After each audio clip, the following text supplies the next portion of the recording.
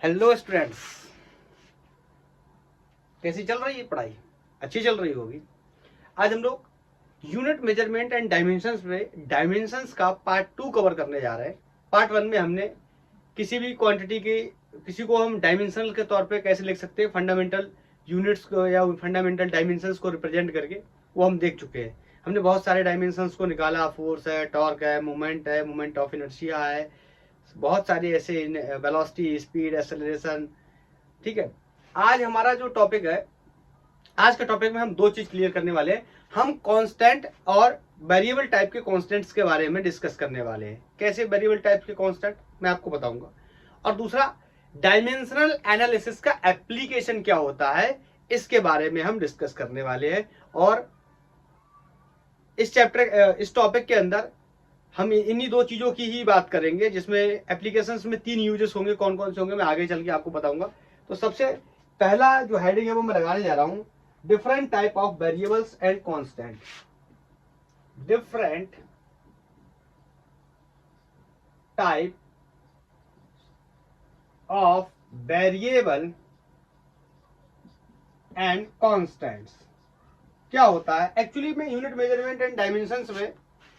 हमें डायमेंशंस के अंदर बहुत सारे कांस्टेंट ऐसे होते हैं जिनका डायमेंशन होता है, बहुत सारे कांस्टेंट ऐसे होते हैं जिनका डायमेंशन नहीं होता है, बहुत सारे वेरिएबल ऐसे होते हैं जिनकी वैल्यू वेरी करती लेकिन डायमेंशन फिर भी होता है।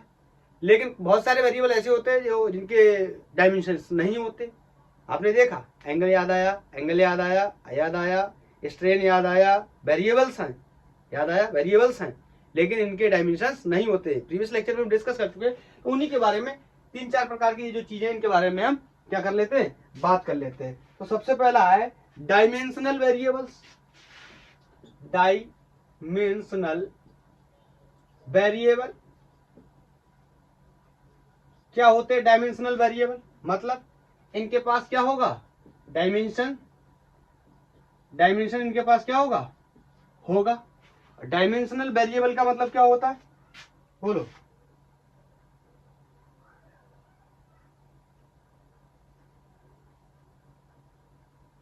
और इनकी जो वैल्यू होगी, मैं अब पूरा लिख दूं क्या?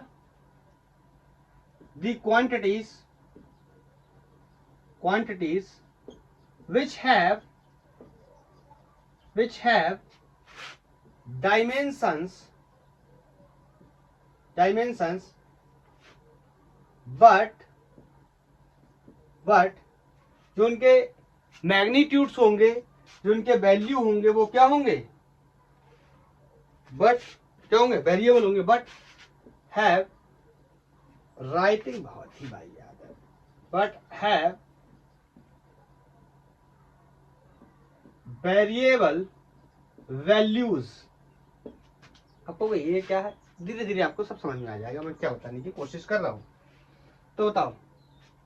जैसे एग्जांपल में लिख दूंगा, बोलो एरिया, वॉल्यूम, वेलोसिटी, अरे यार क्या है, एक्सेलरेशन, क्या है, फोर्स, मोमेंटम, लिखता ही चला जाऊं। मतलब ऐसी क्वांटिटी जिसका डायमेंशन होता है। ऑफ कोर्स इनका सबका क्या होता है, डायमेंशन होता है। और ये वेरिएबल भी होते हैं, ऑफ कोर्स ये वेरिएबल होते हैं। अलग अलग जगहों पे एरिया की वैल्यू अलग अलग होती है, लेकिन एक सिंगल सीट के लिए एरिया कभी भी चेंज होने वाला नहीं है। लेकिन सीट अगर बदल देंगे तो एरिया बदल जाएगा। नाम क्या रहेगा, एरिया ही रहेगा। हर बार में क्या रहेगा, कांस्टेंट रहेगा। लेकिन अलग अलग चीजों के लिए अलग अलग हो जाएगा। क्या है ये, कांस्टेंट भी है, वेरिएबल भी है, क्या है? अरे कांस्टेंट है ये। जैसे मैंने बोला, ये शीट है, इसकी लेंथ 2 है, इसकी ब्रेथ 2 है, तो इसका एरिया कितना हो गया, 4 metre per second, sorry 4 metre square, metres में लिए मान लो। तो अब ये इस शीट के लिए क्या रहने वाला है, 4 मीटर स्क्वायर ही रहने वाला है। इसका जो डायमेंशन है वो L स्क्वायर ही रहने वाला है। बोलो, क्लियर? लेकिन अगर मैं कह दूं कि शीट का डायमेंशन, लेट्स सी, ये 3 हो गया, ये 2 हो गया, तो एरिया कितना हो गया 6 मीटर स्क्वायर हो गया, और डायमेंशन स्टिल क्या है एल स्क्वायर है। बस यही बताने की कोशिश कर रहा हूं, ऐसे कांस्टेंट जिनकी वैल्यू कैसी होती है, वेरिएबल होती है और डायमेंशंस भी रखते हैं, और डायमेंशंस हर बार में इसका क्या होने वाला है, सेम होने वाला है, क्योंकि हर बार में किस में नापा जाएगा, मीटर स्क्वायर में नापा जाएगा। लेकिन एक गिवन शीट के लिए इसका जो वैल्यू है वो कभी भी चेंज नहीं होगा, लेकिन सिस्टम चेंज करेगा तो इसकी वैल्यू क्या हो जाएगी, चेंज। ओ ये तो बहुत कॉमन बात है ना, ना ना ऐसा ऐसा ऐसा नहीं होता, समझ गए ना, ऐसा नहीं होता, हर बार में ऐसा नहीं होता, समझ गए। तो ये पहला टाइप है, कौन सा, डायमेंशनल वेरिएबल, मतलब यूनिट है ऑफकोर्स, तो डायमेंशंस भी है, लेकिन जो वैल्यू है वो कैसी है, वेरिएबल है। Next one is dimension less, dimension less variable, मतलब ऐसे कांस्टेंट जिनकी वैल्यू भी वेरी कर रही है और उनके पास क्या नहीं है, उनके पास क्या नहीं है, डायमेंशंस भी नहीं है। मींस द क्वांटिटी या the quantities which don't have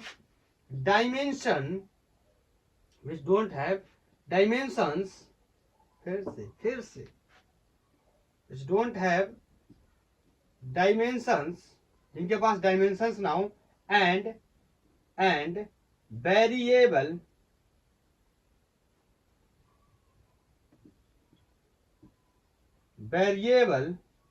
value.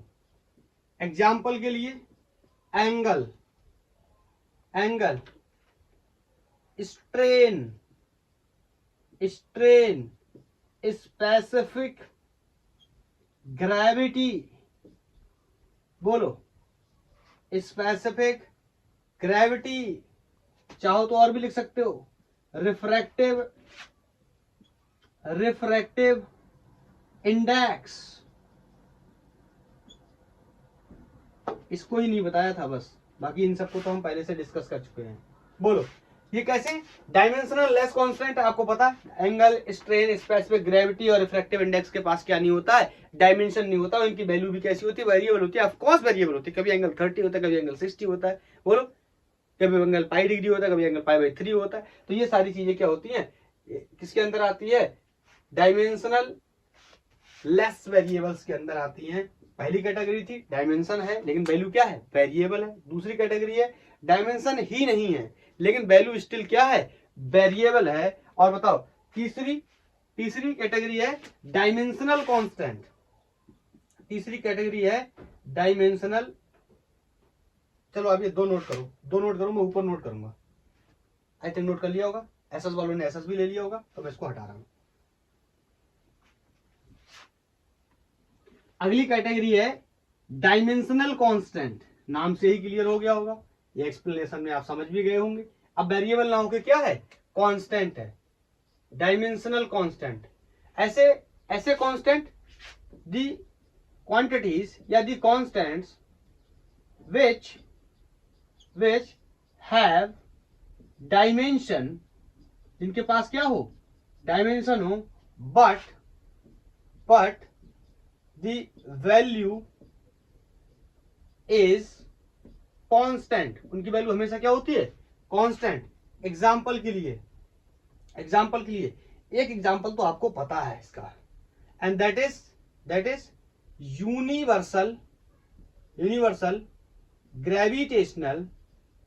Gravitational constant. ये तो सबको पता है, जी की value 6.67 into 10 to the power 11 newton metre square upon KG square. इसका डायमेंशंस भी हमने ड्राइव किया हुआ है, चाहो तो डायमेंशन से लिखो, न्यूटन है, न्यूटन का क्या हो जाएगा ml t-2। अब बहुत तेजी से लिखूंगा, l माने मीटर स्क्वायर, तो यहाँ पे क्या हो गया l क्यूब। बोलो l पहले से था मीटर, m क्या है कि मास क्या है, अरे ये केजी है, इसका मास ये क्या हो गया मास, और मास का क्या करूंगा स्क्वायर, तो एक मास से मास एलिमिनेट हो जाएगा, पावर 1 हो जाएगी, तो ये क्या हो गया डायमेंशन।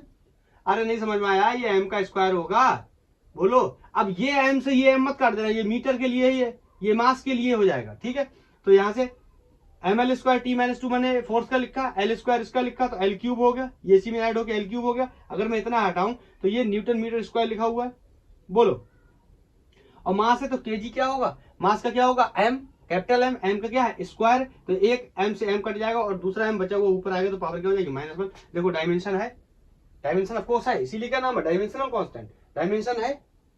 और उसके साथ साथ एक फिक्स वैल्यू है, ये वैल्यू कभी भी चेंज नहीं होती, इसका नाम है universal gravitational constant. Entire universe के कोने कोने में यही वैल्यू रहती है, कितनी 6.67 इंटू 10⁻11। इसलिए इसका बहुत बेहद दिलचस्प नाम है यूनिवर्सल ग्रेविटेशनल कांस्टेंट। इसकी वैल्यू पूरे यूनिवर्स में कभी भी चेंज नहीं होती, पानी हो, हवा हो, वैक्यूम हो, या कोई भी मीडियम हो ना हो, कोई फर्क नहीं पड़ता, ठीक है। नेक्स्ट वन, प्लैंक कांस्टेंट के बारे में मैं आपको बताता, याद है प्लैंक कांस्टेंट, प्लैंक कांस्टेंट का यूनिट था, डायमेंशन भी था, ड्राइव करके भी दिखाया है, मैं यहाँ पे एक बार बता देता हूं, E equal to h nu. तो H क्या है, ये प्लैंक कांस्टेंट है, E क्या है एनर्जी, न्यू क्या है फ्रीक्वेंसी। तो एनर्जी का मतलब याद है हमें, तो एनर्जी का ml स्क्वायर टी माइनस 2, बोलो।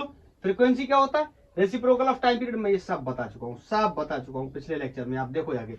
रेसिप्रोकल ऑफ टाइम पीरियड, मैं टाइम को क्या रखूंगा कैपिटल टी, ऊपर जाके पावर कितनी हो जाएगी -1, मतलब फ्रीक्वेंसी का यूनिट कितना होगा टी टू दी पावर -1 या टी इनवर्स, किसका होगा फ्रीक्वेंसी का यहाँ रखूंगा क्या टी टू दी पावर -1 या टी इनवर्स, बोलो। एच ये ऊपर जाएगा तो ये 80 से 80 क्या हो जाएगा कैंसिल हो जाएगा, तो क्या बचेगा एम, ये ब्रैकेट लगाना बड़ा जरूरी है, ml स्क्वायर टी माइनस 1।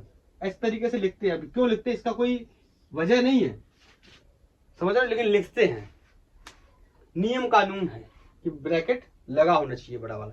जैसे IUPAC में तो बहुत नियम कानून होते हैं कि जो अल्फाबेट में पहले आ जाएगा वो पहले आएगा, ये हो जाएगा तो ऐसा होगा, क्यों होगा, कुछ नहीं, क्या है नियम है, कुछ लॉज हैं बनाए गए, जिसको सब फॉलो करें ताकि उस चीज को हम पूरे विश्व में कहीं पे भी समझ पाए, ठीक है। तो ये हो गया universal gravitational constant, Planck constant. Planck constant की वैल्यू भी आप चाहो तो मैं बता दूंगा, अरे छोड़ो प्लैंक कांस्टेंट की वैल्यू क्या ही बताऊंगा, जब आएगा प्लैंक कांस्टेंट तभी बता दूंगा, ठीक है। ये समझ गए।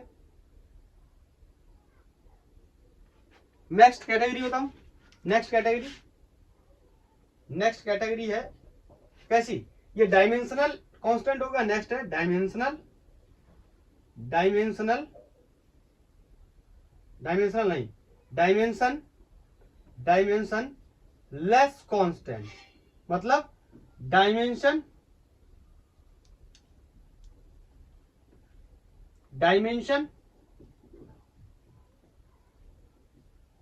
भी नहीं है और वैल्यू भी कैसी है कांस्टेंट है, हमारे कोई काम का नहीं।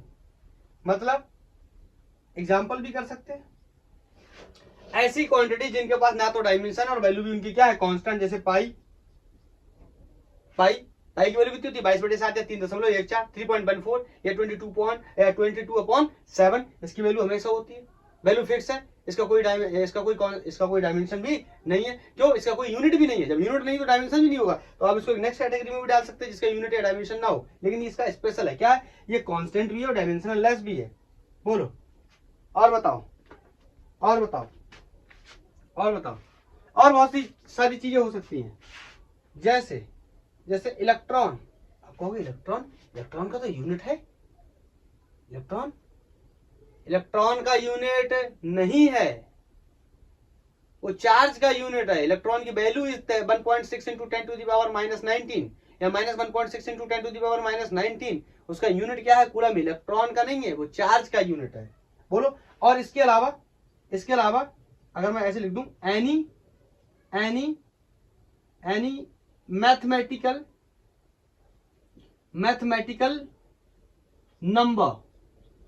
नंबर, कोई भी मैथमेटिकल नंबर जैसे 4, 5, 6, तो इनके ना क्या होंगे, ना ही इनके यूनिट होंगे और ना ही इनके क्या होंगे डायमेंशन होंगे।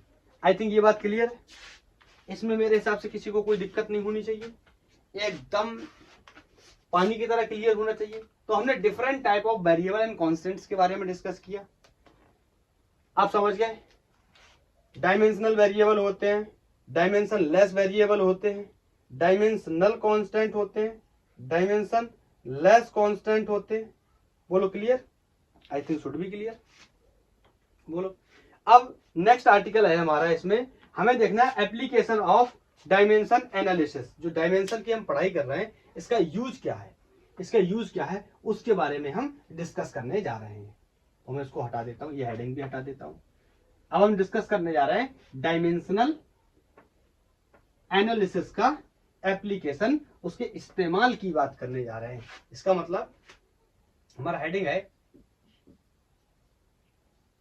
Application of dimensional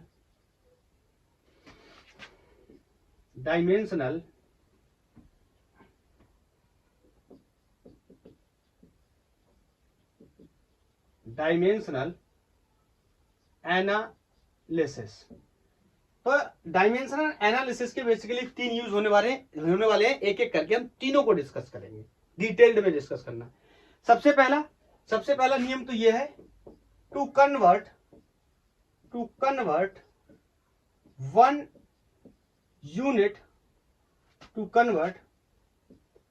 unit of system to another unit of system. मतलब कोई सीजीएस में है तो एमकेएस में बदल देंगे, कोई एमकेएस में है तो एफपीएस में बदल देंगे, कोई एसआई में है तो सीजीएस में बदल देंगे। समझ रहे? एक यूनिट से दूसरे यूनिट में क्या करेंगे, कन्वर्ट करने के लिए करेंगे। इसके लिए आपको एक्सप्रेशन भी मैंने बताया था जब मैंने यूनिट पढ़ाए थे, तो N1U1 इक्वल टू N2U2 पूरा फुल्ली एक्सप्लेनेशन के साथ बताया था। ये कहां से आया कैसे आया, आप जाके यूनिट 1 में इसके लेक्चर फर्स्ट में चेक कर सकते हो। नहीं, इसके लेक्चर फर्स्ट में नहीं, एक्चुअली में यूनिट मेजरमेंट एंड डायमेंशंस के लेक्चर फर्स्ट में, दैट वाज यूनिट, हेडिंग लगा होगा, थंबनेल भी लगा होगा, यूनिट 01। ओके, आप उसमें चेक कर सकते हो। इसका दूसरा है टू चेक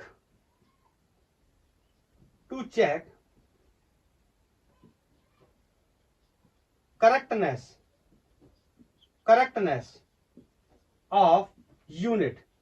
हमें ये चेक करना है कि ये दिया हुआ यूनिट है वो क्या है, सही है या गलत है। ठीक है, या फिर यूनिट के अलावा अगर हम ऐसा लिखें to check the correctness of physical relation,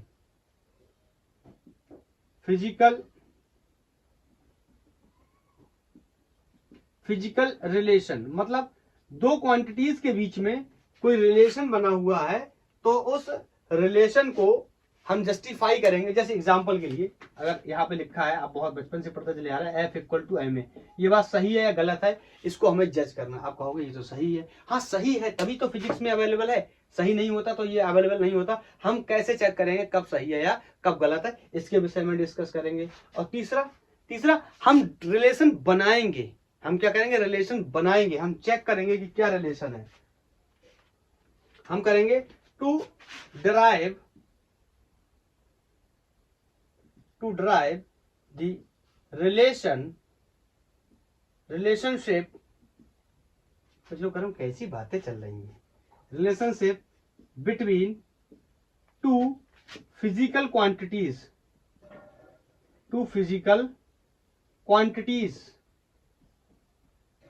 हमें दो फिजिकल क्वांटिटीज के बीच में क्या करना है, रिलेशन बनाना है।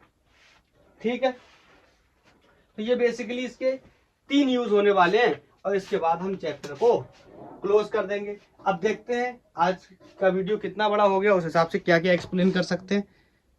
अभी अप्रॉक्स 18-20 मिनट का वीडियो हुआ है, तो आई थिंक एक पार्ट तो कंप्लीट हो जाएगा, दूसरा पार्ट में भी थोड़ा बहुत डिस्कस हो सकता है, ये वाला पार्ट आज नहीं हो पाएगा। तो एक एक करके डिस्कस करते हैं। तो सबसे पहला हेडिंग है to convert one unit of system into another unit of system. ठीक है, इसको हम देखने जा रहे हैं।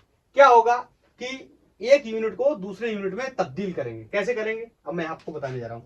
जैसे N1, मतलब कोई भी यूनिट होगा उसके अंदर M, L, T जैसी चीजें आएंगी। बोलो कोई सिस्टम मान ले रहा हूं, यूनिट क्या है, सिस्टम क्या है, ये A है, ये 1 है तो सब में 1 कर ले रहा हूं। बताओ 1 बोलो यहाँ पे क्या है N2, अरे ये हम पहले भी पढ़ चुके हैं, अगर आपको याद हो यूनिट कन्वर्जन में भी। यहाँ 2 मत करो, नहीं तो ये स्क्वायर जैसा लगने लगेगा फिर कुछ लोगों के लिए। स्क्वायर जैसा तो नहीं लगेगा, बोलो स्क्वायर जैसा तो नहीं लगेगा। तो ऐसा कर लेता हूँ ना, एक काम करता हूँ, सबसे बेस्ट है N1 M L T या K थीटा ये सब कुछ थीटा मतलब टेम्परेचर के भी लिखते हैं या टेम्परेचर के भी लिखते हैं और टेम्परेचर के लिए भी लिख लेते हैं थीटा, ठीक है। हाँ अभी क्या है, तो मैं इसको पावर क्या कर ले रहा हूँ, सिंपली ABC कर ले रहा हूँ, सबसे बेस्ट रहेगा।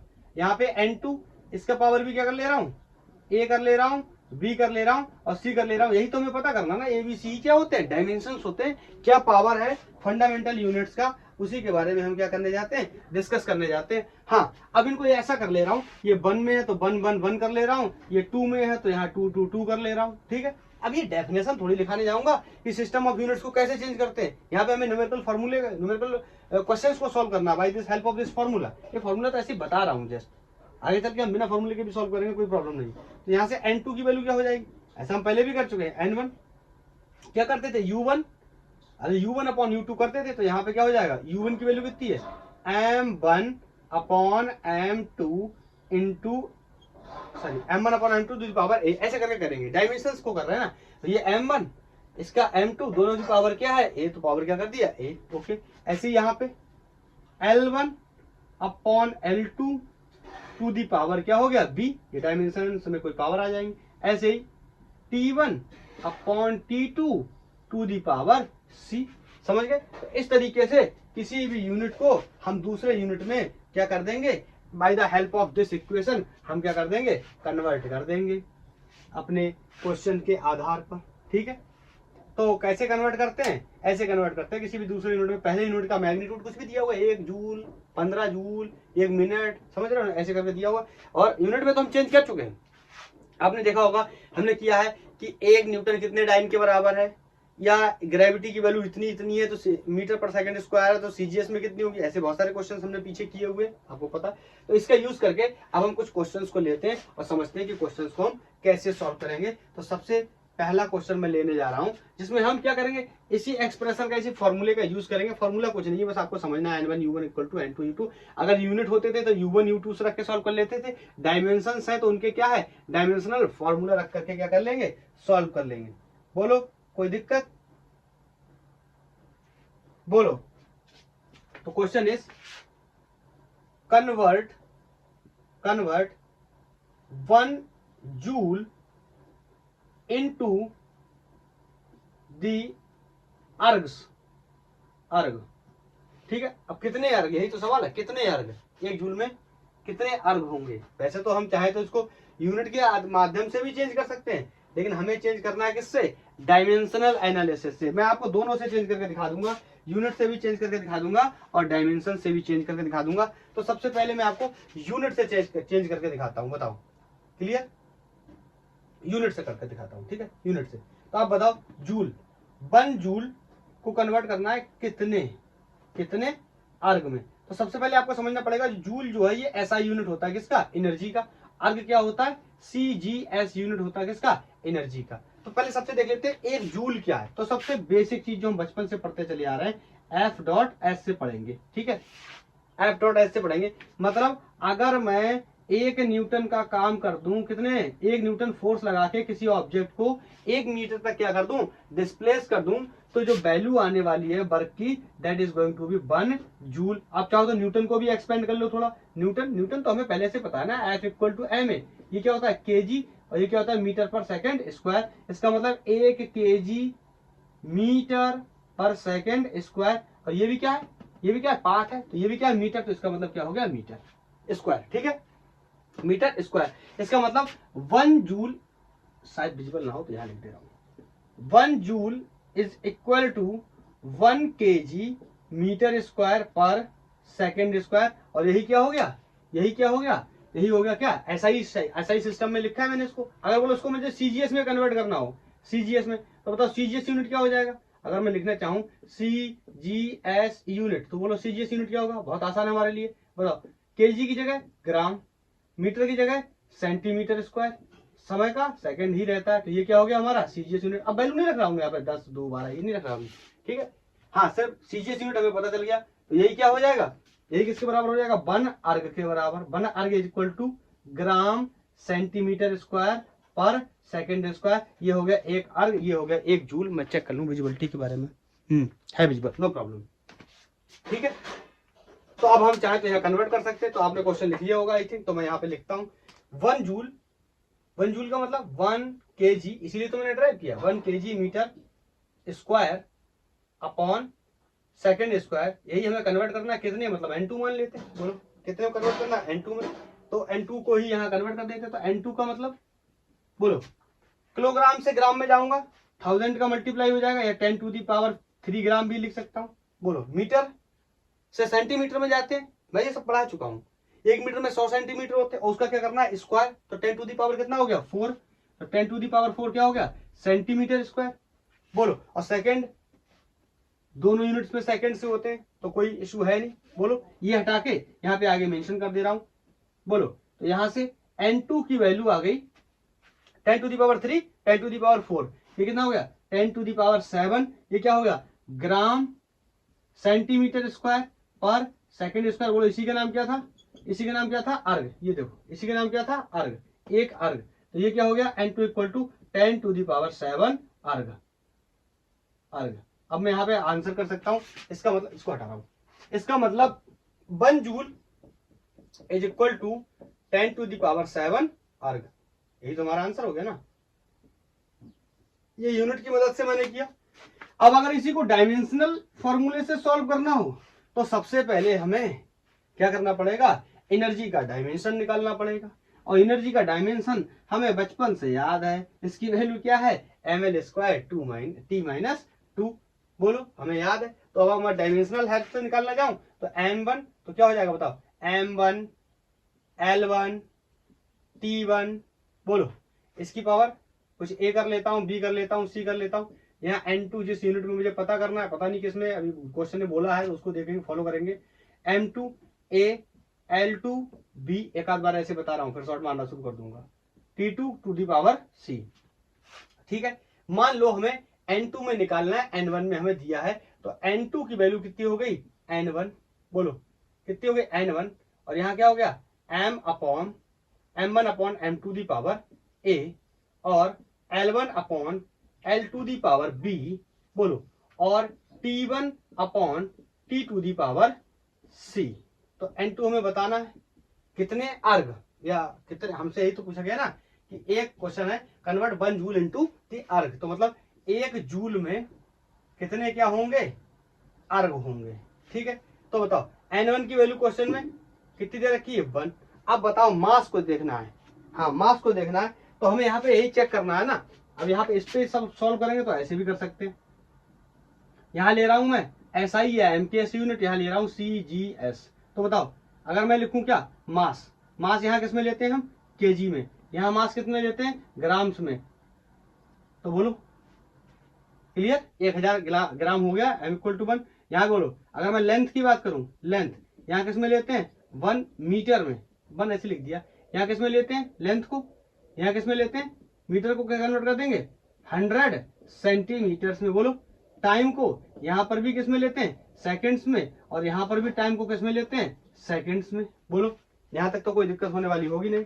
और बोलो इसकी वैल्यू हमसे कह रहा है कि N1 की वैल्यू हमें दे रखी है कितनी 1 जूल, क्यों क्योंकि सब MKS में, तो एनर्जी का यूनिट क्या होता है जूल। और हमें यहाँ पे बतानी है N2 की कितनी वैल्यू होगी किसमें अर्ग में। आप चाहो तो सवाल को ऐसे भी बना सकते हो, मैंने ऐसे समझाता हूँ, आप चाहो तो ये इस तरीके से टेबल बनाकर भी सॉल्व कर सकते हो। अब जो वैल्यूज गिवन है उन वैल्यूज को रख देंगे। ये N1 वाले जिससे सिस्टम है, चाहे L1 हो, चाहे M1 हो, चाहे T1 है, ये किसमें है सब सारे के सारे SI यूनिट में। और ये 2 वाले जितने भी हैं ये किसमें है, ये किसमें है CGS में। बोलो किसमें CGS में। तो इसकी वैल्यू को पुट कर देता हूँ, यहाँ पे थोड़ी सी जगह कम पड़ेगी तो जैसे ले आता हूँ 1। बताओ M1 की वैल्यू, यहाँ पे सब में 2 कर ले रहा हूँ, यहाँ पे 2 कर ले रहा हूँ, यहाँ पे सब में 1 कर ले रहा हूँ। ठीक है, तो बताओ M1 की वैल्यू कितनी है 1 kg।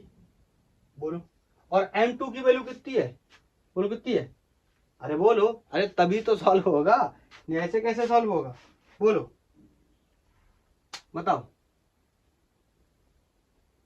1 सेकंड रुकना, मुझे लग रहा है कुछ क्वेश्चन में मैंने गलत तो नहीं लिख लिया। 1 सेकंड,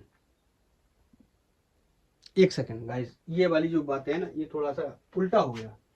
ये CGS में ना तो ये 100 ग्राम नहीं, अगर इसको मैं 1 ग्राम रखूं और इसको भी मैं कन्वर्ट करने की कोशिश करूं किसमें ग्राम्स में, तो ये कितना हो जाएगा 100 ग्राम। ये इस तरीके से गड़बड़ हो गया। यहाँ 1 सेंटीमीटर है तो ये कितना हो जाएगा 100 सेंटीमीटर। बोलो यहाँ 1 सेकेंड है तो 1 सेकेंड ही रहेगा। बोलो यहाँ कितने होंगे, n2 बराबर कितने होगा n। बोलो अब क्लियर होगा शायद, बोलो अब क्लियर है। अब रख देंगे हम इनकी वैल्यूज को। तो बताओ m1 की जगह कितना रख सकते हैं। अब देखो दोनों यूनिट को जब सेम करेंगे तभी तो यूनिट क्या होगा, एलिमिनेट होगा ना। हमें डायमेंशन चाहिए, यूनिट नहीं चाहिए। यूनिट का खेल कैसे खेलते हैं ये हम पहले निकाल चुके हैं। तो यहाँ डायमेंशन की वैल्यू हो गई 1000 ग्राम अपॉन 1 ग्राम की पावर ए। समझे कैसे, m1 अपॉन m2। m1 की वैल्यू कितनी है 1000 कर ली हमने, m2 की वैल्यू कितनी है 1 ग्राम। बोलो और L1 और L2 की वैल्यू, L1 की वैल्यू है 100 सेंटीमीटर अपॉन L2 की वैल्यू है 1 centimetre to the power b and time is of course 1 second. यहाँ पर भी और यहाँ पर भी कितना है 1 second to the power c। तो सेंटीमीटर से सेंटीमीटर गया, सेकंड से सेकंड गया, ग्राम से ग्राम गया। यहाँ हो गया, यहाँ हो गया, क्या हो गया, अरे इतनी बेसिक गणित तो सॉल्व करनी आती ही होगी। बोलो क्या हो गया, ये आ गया। ये तो बहुत ही आसान है हमारे लिए। 100 टू दी पावर a, यहाँ हो गया, ये कुछ गड़बड़ हो गया, नहीं 100 नहीं, देखो 100 नहीं 1000 to the power a, 100 to the power b and 1 to the power c। अब इसको कंपेयर कर लो किसके साथ, किसके साथ, एनर्जी के डायमेंशन के साथ। ml² t-2 होता है। बोलो तो m की वैल्यू कितनी है 1 पावर, अरे डायमेंशन का मतलब क्या होता है, पावर ही तो होता है। बोलो तो इसका मतलब है, अरे यार इसका मतलब क्या है, यहाँ पे 1 रख देना है a की जगह। इसका मतलब क्या है, b की जगह कितना रख देना है 2। अरे ये b = 2 ही तो हो जाएगा। यहाँ कितना रख देना है 1 की जगह -2। बोलो बोलो तो ये कितना हो गया, n2 = 10 टू दी पावर 3 है। बोलो ये 10 टू दी पावर कितना हो जाएगा 4, 2 जीरो है और स्क्वायर करेंगे तो 4 जीरो हो जाएंगे। अब ये 10 टू दी पावर -2 है तो इसका असल मतलब ये हुआ कि इसको हम क्या कर सकते हैं 1 अपॉन 1 टू दी पावर 2। तो कितनी भी बार लिखो, चाहे ऊपर लिखो नीचे, कितना आने वाला है 1 ही आने वाला। बोलो और ये ग्राम सेंटीमीटर और सेकंड में कन्वर्ट कर दिया तो ये n2 की वैल्यू होगी कितनी 10 टू दी पावर 7 और ये किसमें आ गया अर्ग्स में आ गया।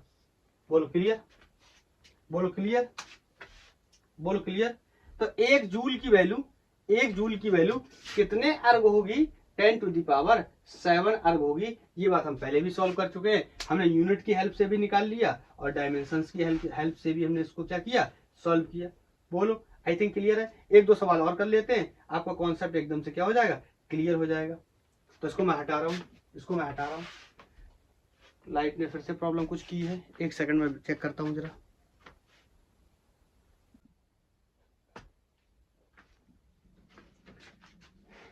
कर लेते हैं 2-3 सवाल और, फिर इस टॉपिक को क्लोज कर देंगे, नेक्स्ट टॉपिक की तरफ मूव कर जाएंगे।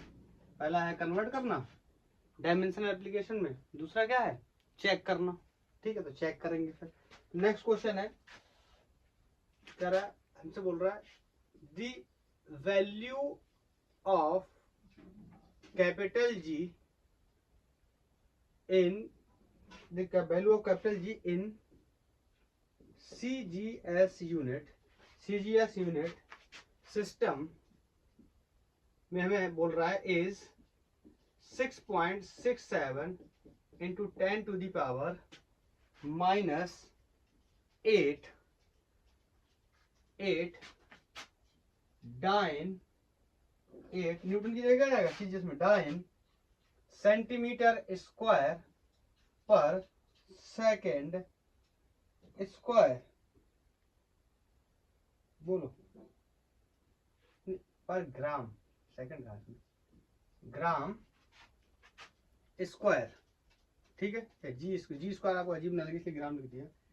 बोल रहा है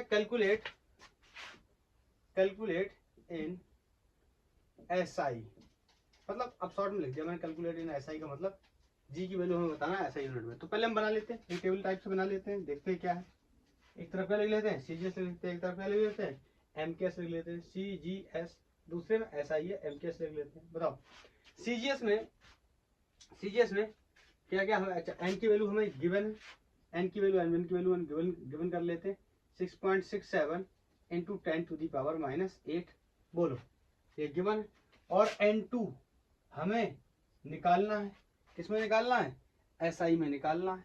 तो बोलो यहाँ पर m1 में मास ग्राम में, बोलो मास ग्राम में, बोलो लेंथ सेंटीमीटर में, टाइम सेकंड में, टाइम तो यहाँ पर भी किस में, सेकंड्स में, बोलो, और लेंथ यहाँ मीटर में, और 1 मीटर को ही 100 सेंटीमीटर लिख सकते हैं।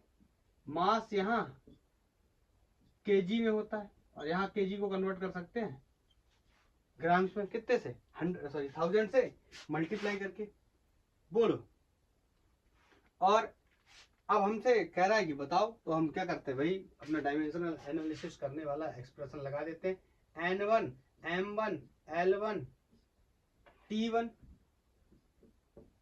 to the power A, B and C, that is also equal to M2 A power L2 B power and T2 C power। यहाँ से N2 is equal to N1 M1 upon M2 to the power A, L1 upon L2 to the power B and T1 upon T to the power C, and N2 is equal to, the value of N1 is given, this is 6.67 into 10 to the power minus 8, and M1 is, बोलो, 1 gram upon M2 is 1000 gram to the power A। बोलो, और यहाँ पे ये थोड़ा सा हटा दे रहा हूँ।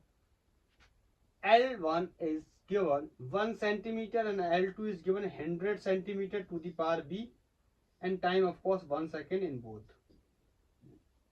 This is going to be C। Second से सेकंड कैंसिल, सेंटीमीटर से सेंटीमीटर कैंसिल, ग्राम से ग्राम कैंसिल। यहाँ पे N2 equal to 6.67 into 10 to the power minus 8, 1 upon 1000 to the power A, 1 upon 100 to the power B and 1 upon 1 to the power C। अब क्या करना पड़ेगा, फिर से भाई अगेन हमें इसका क्या निकालना पड़ेगा, डायमेंशनल वैल्यूज को हमें पहले पता करना पड़ेगा, ग्रेविटेशनल कांस्टेंट की डायमेंशंस क्या होती है, तभी हम आगे इसको सॉल्व कर पाएंगे। और आपको मैंने निकाल के प्रीवियस लेक्चर में बताया भी है, फिर से बता दे रहा हूँ। F equal to G M M upon R square होता है, तो G equal to F R square upon M M, unit will be newton metre square per KG square. तो इसके हिसाब से डायमेंशंस भी हम लिख सकते हैं डायरेक्ट। G इक्वल टू, आपको पता है फोर्स का डायमेंशन हमें याद है क्या, एम एल, पहले विजिबल है ये चेक कर लूँ, है न्यूटन की जगह क्या लिख सकते हैं हम, एम एल टी माइनस 2, ये क्या है एल, मीटर को क्या लिख सकते हैं एल स्क्वायर, तो क्या हो गया एम एल, एक एल पहले से, 2 एल, ये कितने हो गए एल की पावर 3, तो M L Q T to the power minus 2, और ये क्या नीचे केजी मतलब एम, तो एक एम से एम क्या, सॉरी ये केजी क्या हो जाएगा स्क्वायर, तो एक एम से एम एलिमिनेट होगा, इसका एम ऊपर आया, तो ये M to the power minus 1, L to the power 3, T to the power minus 2। इसका मतलब यहाँ से यहाँ से यहाँ से, फिर से लाइट का इशू है, आप वेट करो 1 सेकंड में बताता हूँ। अब ये वैल्यूज निकाल ली हमने, बताओ यहाँ से हम कंपेयर कर सकते हैं, ए की वैल्यू कितनी है 1 है, बोलो, और ये बी की वैल्यू कितनी है 3 है, सी की वैल्यू कितनी है -2 है, तो यहाँ डायरेक्टली प्लेस कर देता हूँ, -2, यहाँ पे कितना करना है 3, और यहाँ पे कितना करना है -1, तो N2 is equal to 6.67 into 10 to the power 8। ये देखो 1 अपॉन 1000 की पावर -1 है, इसका मतलब 10 टू दी पावर कितना हो जाएगा -3, ऊपर आके कैसा हो जाएगा +3, और +3 हो जाएगा 10 टू दी पावर +3, इसमें से जाएगा तो कितना बचेगा -5। समझ गए, अब समझो थोड़ा सा ऐसे सॉल्व करेंगे, ठीक है।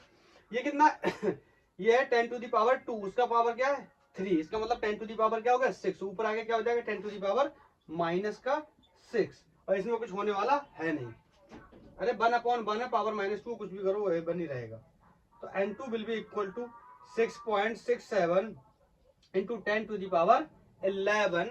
हमसे क्या पूछा था, value of G in CGS is given and SI में हमें बताना था, तो ये वैल्यू किस में हो जाएगी, SI यूनिट में क्या हो जाएगी, किलोग्राम मीटर पर नहीं, ये क्या लिख दिया मैंने, जी की वैल्यू निकाल रहे हैं ना, तो newton metre square upon KG square. I think समझ गए होंगे। बोलो कैसे में कन्वर्ट करना है, क्लियर है ना, डायमेंशनल एनालिसिस की हेल्प से। अब मैं इसको क्या कर रहा हूँ, अब मैं इसको हटा रहा हूँ और एक और क्वेश्चन इसमें मैं आपको बताता हूँ कि डायमेंशनल हेल्प से हम कैसे कन्वर्ट करेंगे। ये यूं ही कुछ हमारे 3-4 सवाल हो जाएंगे, तो ये आपका कॉन्सेप्ट भी क्लियर हो जाएगा, प्रैक्टिस क्वेश्चंस भी हो जाएंगे। बाकी आप कहीं से भी अगर क्वेश्चंस को लगाएंगे तो आपको बार बार इसी तरीके के क्वेश्चंस मिलते हुए दिखाई देंगे, ठीक है। नेक्स्ट क्वेश्चन है, find the value of, find the value of 60 joule, 60 joule पर मिनट, 60 जूल पर मिनट, 60 जूल पर मिनट है, ठीक है। किसी सिस्टम पे बताना है 60 जूल पर minute on a system, on a system that has बोलो, इसके वैल्यूज दी हैं, 100 ग्राम मास दे रखा है, ठीक है, 100 सेंटीमीटर लेंथ दे रखी है एंड 1 सेकंड का टाइम दे रखा है। क्लियर, ये 1 सेकंड नहीं है, ये 1 मिनट का टाइम दे रखा है, ये 1 मिनट का टाइम दे रखा है। Clear, as the base unit, as the base unit हमसे बोल रहा है कि ये कोई बेस यूनिट है, कौन है, ग्राम में है, मास, लेंथ सेंटीमीटर में है और टाइम किसमें, मिनट में है। तो ये सीजीएस मत कर देना, ये मिनट है, सीजीएस में टाइम किसमें होता है, सेकंड्स में होता है।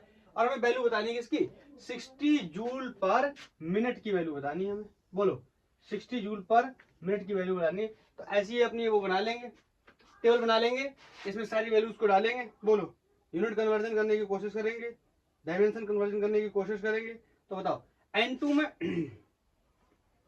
क्या कर लेते हैं, कोई सिस्टम क्या है, एसआई सिस्टम है, ठीक है, ये क्या है, एसआई सिस्टम में इसको कन्वर्ट करेंगे। बोलो समझ आ रहा है कि नहीं आ रहा है।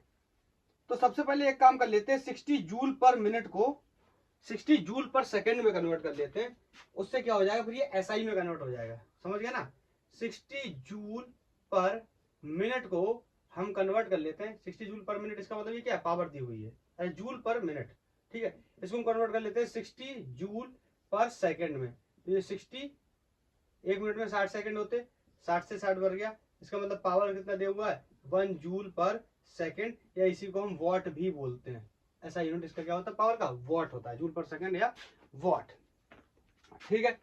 तो हमें एक बात पता चल गई, और पावर है तो पावर का अगर हमें डायमेंशन की जरूरत भी पड़ेगी वो भी यही निकाल लेते हैं। बताओ पावर ये क्या है, जूल मतलब एक प्रकार की एनर्जी, ये क्या हो गया, M L square, M L square T minus 2 joule होता है पर सेकंड, टाइम है, नीचे से पलट के टाइम भी ऊपर आ जाएगा, तो क्या हो जाएगा, एम एल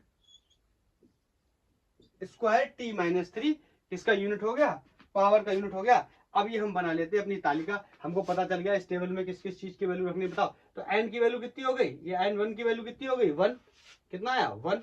बोलो n2 हमें क्या करना है, निकालना, किसमें, कोई न्यू सिस्टम है, नहीं पता है, कोई न्यू सिस्टम है, ठीक है, पता नहीं है क्या है। ओके, हमसे कह रहा है आपको पता है अगर मास रखना होगा तो कितना रखते हैं, केजी में, और आपको पता है 1 केजी को ही हम क्या लिख सकते हैं, 1000 ग्राम। आपको पता है अगर हमें लेंथ लिखनी है तो उसको किस में लिखेंगे, मीटर में, और 1 मीटर को ही क्या लिख सकते हैं, 100 सेंटीमीटर। क्यों लिख रहे हैं, क्योंकि यहाँ लेंथ किस में दी है, सेंटीमीटर्स में, यहाँ मास किस में दिया है, ग्राम में। बोलो, और यहाँ पर अगर हमें टाइम लिखना होता है तो टाइम हम किस में लिखते हैं, सेकेंड्स में। बोलो, लेकिन जो यहाँ टाइम दिया हुआ है वो किस में दिया हुआ है, मिनट में, तो इसको कन्वर्ट कर लेते हैं, 60 सेकेंड्स हो जाएगी। बोलो सेकंड में कन्वर्ट करेंगे तो कितना हो जाएगा, 60 सेकेंड। बोलो इतनी बात क्लियर है।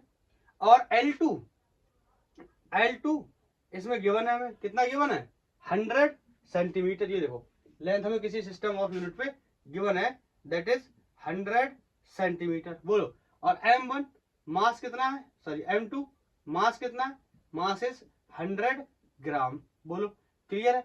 अब हम निकाल लेते हैं किसी नए सिस्टम पे। तो अब मैं वो बार बार उतना नहीं लगा रहा, मैं डायरेक्ट ऐसे लिख दूं तो आप समझ पाओगे क्या। n2 equal to n1 m1 upon m2 to the power a क्या, बल्कि अब ये पावर के मैंने पहले से पता कर लिया ना, तो यहाँ 1 रख दे। थोड़ा सा शॉर्ट करते हैं, समझो, अब तो कर सकते हैं ना। तीसरा चौथा सवाल है 2, ठीक है, और t1 upon t to the power -3, ठीक है। तो इसको n2 इक्वल टू n1 की वैल्यू कितनी है 1। अब बताओ m1 और m2 की वैल्यू कितनी है। m1 कितना है 1000 और m2 कितना है 100। m2 कितना है 100, m1 कितना है 1000।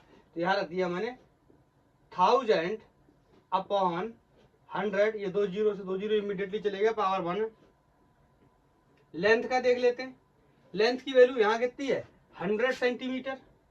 बोलो 100 सेंटीमीटर। आप चाहो तो यहाँ ग्राम रख के दोनों की यूनिट भी कैंसिल कर सकते हो। ये 100 सेंटीमीटर, और L2 में भी वैल्यू कितनी दे रखी है 100 सेंटीमीटर।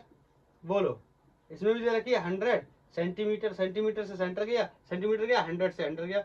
बताओ टाइम टाइम टाइम T1 में कितना है, T1 में कितना है 1 सेकेंड, और T2 में कितना है 60 सेकेंड, और टू दी पावर -3। समझ पाए। यहाँ पे 1 सेकेंड है, यहाँ पे कितना है 60 सेकेंड है। क्लियर। तो इसको हमें क्या करना है, सॉल्व करना है। बोलो इसको सॉल्व कर लोगे। अब इसको सॉल्व करके नहीं बताऊंगा मैं कितना आएगा। अगर आप ये सॉल्व नहीं कर पा रहे, 1/60 टू दी पावर 3 है, तो इसको मैं क्या करूं, सॉल्व करके नहीं बता पाऊंगा।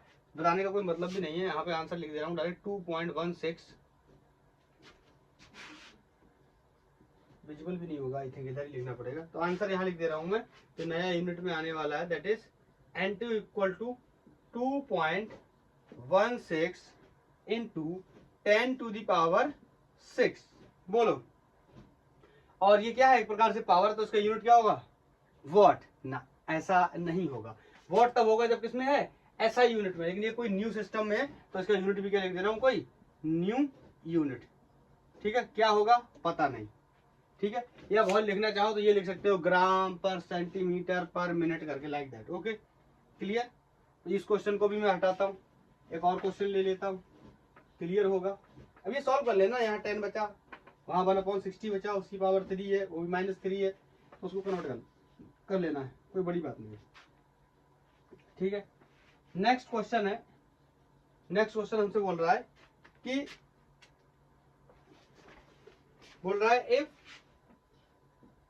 if the unit of force, हमें फोर्स का यूनिट गिवन है, unit of force is 1 kilo Newton. 1 kilo Newton, unit of length, unit of length हमें भी गिवन है, that is 1 kilometre. Okay, and unit of time is 100 seconds। ठीक है, what will be unit of मास। हमसे कह रहा है कि मास का यूनिट क्या होगा, बताओ कैसे करेंगे। फोर्स की वैल्यू गिवन है 1 kilo Newton, unit of length is 1 kilometre, and unit of time is 100 second. तो देखो आपको पता है F इक्वल टू क्या होता है, बोलो ma होता है, बोलो ma होता है। इसका डायमेंशन क्या होता है mlt-2 फोर्स का, बताओ। और अपॉन एक्सेलरेशन का क्या होता है lt-2 इक्वल टू m। बोलो क्लियर है। अब यहाँ ऐसा मत कर देना कि t से t काट दो, t टू दी पावर -2 से -2 काट दो, l से l काट दो, सब काट दो, तो m बराबर है हमारे। सॉल्व क्या करोगे, यही यहाँ पे सोचना है। हमें मास के बारे में बताना है, तो देखो क्या हो जाएगा, ये हो जाएगा क्या कि ध्यान से देखो mlt-2, इस t को ऊपर ले जा रहा हूँ, क्यों ले रहा हूँ वजह बताऊंगा। ये +2 हो जाएगा, बोलो बोलो बोलो बोलो, और l को नीचे ही रख रहा हूँ, क्यों? क्योंकि मुझे क्या क्या दिया है, फोर्स दिया है, तो बताओ ये क्या बन गया, ये फोर्स बन गया। ठीक, मुझे क्या दिया, लेंथ दिया है, तो ये क्या बन गया, लेंथ बन गया, ये लेंथ दिया है। और ये टाइम दिया है, तो ये क्या बन गया, टाइम बन गया। सारी चीजें क्लियर है? तो बोलो फोर्स की वैल्यू कितनी है, 1 किलो न्यूटन, इसका मतलब 10⁻³ और ये न्यूटन हो गया, ये वैल्यू क्या हो गई, न्यूटन। टाइम पीरियड 100 दिया, इसका क्या कर देंगे, स्क्वायर, तो 100 का स्क्वायर कितना हो जाएगा, 10⁴ किसमें कन्वर्ट हो जाएगा, सेकंड्स में। बोलो बोलो। और ये एल लेंथ दे रखी कितनी, 1 किलोमीटर, ये हो जाएगा कितना, 1000 मीटर। बोलो सबको रखोगे, यूनिट ऑफ मास क्या आने वाला है एसआई में, केजी, चाहे रखे काट लोगे तो भी पता चल जाएगा केजी ही आने वाला है। बोलो ये हो गया 10⁴, बोलो 10⁻7 क्या आ जाएगा, केजी। हाँ मैंने न्यूटन रखा है, सेकंड रखा है, मीटर रखा है, आप चाहो तो इसकी वैल्यू को एक्सपेंड करोगे तो भी आपको पता न्यूटन की वैल्यू कितनी होती है, न्यूटन की वैल्यू कितनी होती है, केजी मीटर पर सेकंड स्क्वायर, तो केजी आएगा। और मीटर, तो मीटर से मीटर चला जाएगा। बोलो पर सेकंड, तो सेकंड से सेकंड चला जाएगा, कितना बचेगा, केजी। तो ये हो गया 10⁻7। बोलो अरे 7 कैसे हो गया, गलत हो गया, कहीं ना कहीं गलत हुआ है, कहाँ गलत हुआ है, कहाँ गलत हुआ है, कहाँ गलत हुआ है, हाँ यहाँ गलत हुआ है, ये देखो गलत हो गया। ये 10⁻3 है, इस 10⁻3 से 1000 कट जाएगा, कितना बचेगा, 10⁻4। अरे क्लियर है, ये बेसिक कैलकुलेशंस को थोड़ा समझा करो, इसमें कोई बहुत कोई रॉकेट साइंस तो है नहीं। बोलो नेक्स्ट इज, इसका एक एप्लीकेशन हमने कंप्लीट कर लिया, ठीक है। अब और क्वेश्चन इस पे नहीं करा रहे, इतने ही काफी है। आप इसी को अच्छे से समझ लिया अगर आपने, तो हो गया आपका काम। आप ट्राई करते रहो बाकी अपना क्वेश्चन प्रैक्टिस में। पहला था कन्वर्ट करना, दूसरा क्या करना था, करेक्टनेस चेक करना था। बोलो तो क्या करेंगे, क्या करेंगे, दूसरा आर्टिकल है चेकिंग, या सीधा हाँ चेकिंग, क्या करेंगे, चेकिंग करेंगे, किसकी करेंगे, कंसिस्टेंसी की, मतलब चेकिंग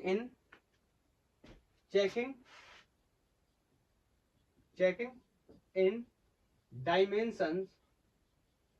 डायमेंशंस कंसिस्टेंसी, डायमेंशंस की क्या करेंगे, कंसिस्टेंसी चेक करेंगे। तो देखो इसके लिए, या कंसिस्टेंसी ऑफ इक्वेशन भी लिख लो, पूरी ही बात लिख लो, इक्वेशन। अगर इसका मतलब समझने की कोशिश करें तो क्या कहते हैं, मतलब इसका मतलब है जो दो फिजिकल क्वांटिटीज हैं, a physical equation will be dimensionally correct. पहले लिख देता हूं फिर बताता हूं।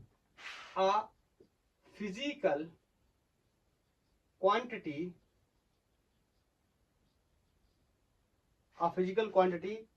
या फिजिकल क्वांटिटी की इक्वेशन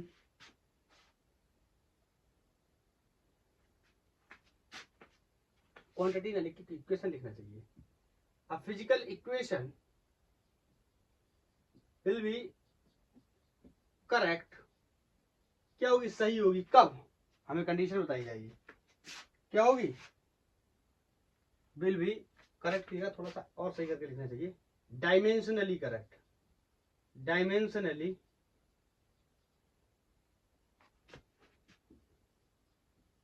डायमेंशनली करेक्ट, कब करेक्ट होगी,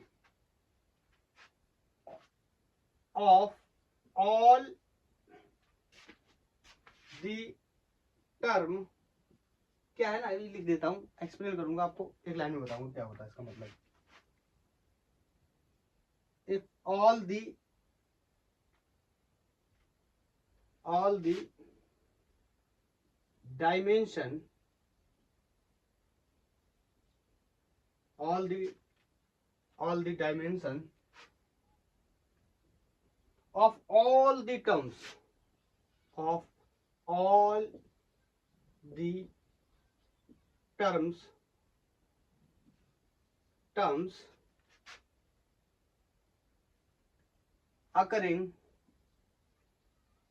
occurring in both side of equations, both side of equations are same।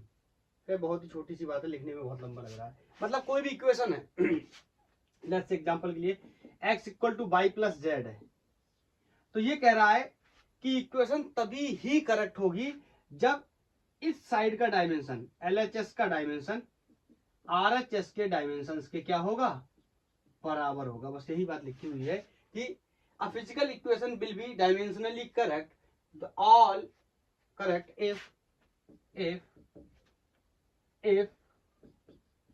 all the dimensions of the all terms occurring in the both sides of the equation are same। ये भी एक ही बात है, ये भी एक ही बात है, जो ये मैं बोल रहा हूं, जो मैं ये बोल रहा हूं, ये भी एक बात है। और एक बात सुनना, अब मैं इसको आपको सिंप्लीफाई करके कुछ सरल शब्दों में बताता हूं। और इसको हटा करके ना मैं इसका एक नाम लिख देता हूं। इसका नाम होता है principle of homogeneity. Principal of homogeneity बोलते हैं इसे। क्या बोलते हैं? Principal of homogeneity.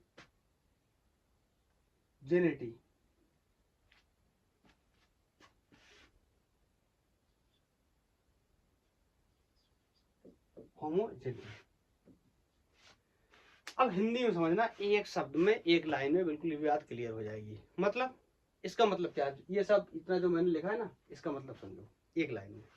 इसका मतलब है सेम तरीके की चीजों को जोड़ा या घटाया जा सकता है। मैं गुणा और भाग की बात नहीं कर रहा, जोड़ा या घटाया जा सकता है। अलग अलग क्वांटिटीज को जोड़ा या घटाया नहीं जा सकता। मतलब मैं आपसे कहूं कि मैं क्यों अपनी बात क्यों करूं, तुम्हारी बात करता हूं।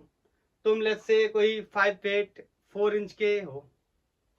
5 फीट 4 इंच, क्या हम बौने हैं? चलो तुम 6 फीट 8 इंच के हो। अरे क्या हम बहुत लंबे हैं? ये तुम डिसाइड कर लो। लेट्स से मैंने कोई एक पैरामीटर ले लिया हाइट का, लेट्स से 5 फीट 8 इंच, ठीक है। और मैं बोलूं कि उस व्यक्ति की एज 20 साल है, ऐड करके बताइए। आप कहोगे ये क्या है, ये क्या है? एज में लेंथ जोड़ रहा है, पागल इंसान है क्या? वही तो मैं भी बोल रहा हूं, यही मैं भी बोल रहा हूं कि प्रिंसिपल ऑफ होमोजेनिटी बताता है same type of thing can be added and can be subtract only, but we can multiply और divide by the different values also.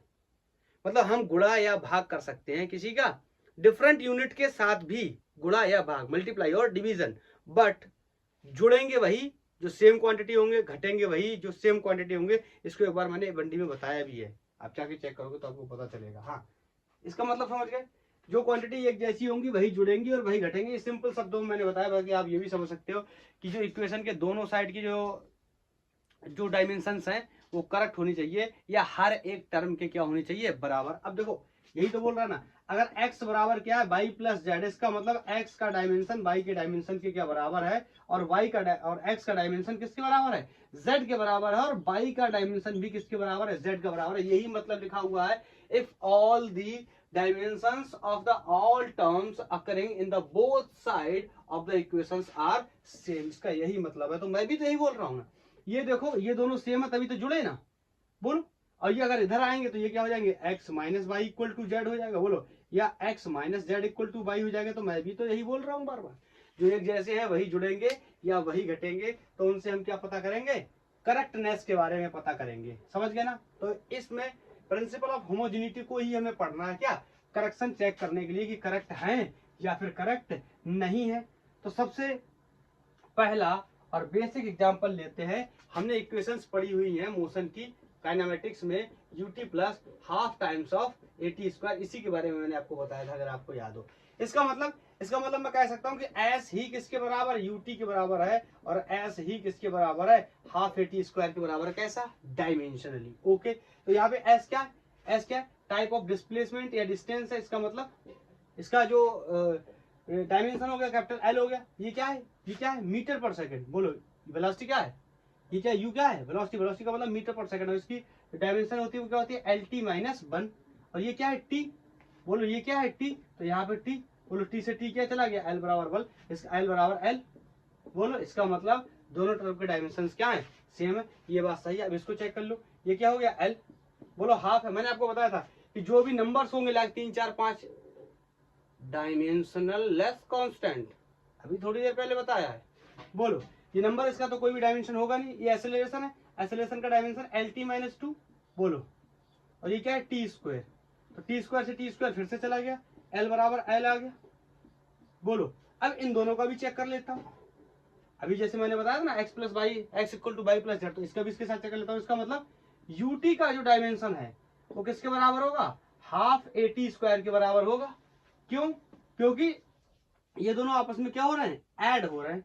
तो मैं कहूंगा इसका डायमेंशन क्या हो गया, LT-1 वेलोसिटी का, ये क्या हो गया t, ये क्या हो गया हाफ का होगा नहीं, एक्सेलरेशन का LT-2, और इसका कितना होगा t² का, सॉरी इस t का क्या कितना होगा t², या t² से t² चला गया, यहाँ t से यहाँ t1 से ये t चला गया। बोलो ये माइनस पावर है ये प्लस पावर है, तो ये चला गया।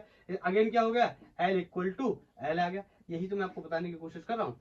Same type of thing can be added और कैन बी सब्ट्रैक्ट। अगर ऐसा आ रहा है इसका मतलब क्या है, सही है।